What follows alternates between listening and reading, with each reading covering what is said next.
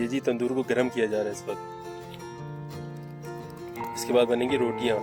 मकई की जो रोटियां इस वक्त बन चुकी हैं वो ये हैं, ये बना दी गई हैं। अब इसको पकाएंगे इस तंदूर में लगा के, तो देखते हैं कैसी बनती है। आज की अफ्तार जो है इस मकई की रोटी से होगी। तो ये मैं ट्राई करने जा रहा हूँ first time in a life कि कैसे बनती रोटी।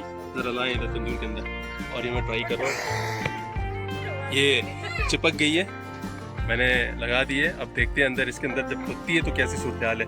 आपको मैं दिखाता हूँ जो मकई की रोटी भी हमारी बनी है। ये तो ये मैंने ये लगा दी है, और एक ये आ गई है, और ये चिकेर के अंदर इस वक्त जमा होगी है। तो ये जब अंदर पक जाएगी फिर मैं आपको दिखाता हूँ कि ये कैसी है। तो ये खूबसूरती का मंजर के साथ साथ ये तंदूर के अंदर रोटियाँ पक रही हैं। आज जो है अफ्तारी के बाद जो है इसको नोश फरमाया जाएगा। बहुत ही ज़बरदस्त है, और ये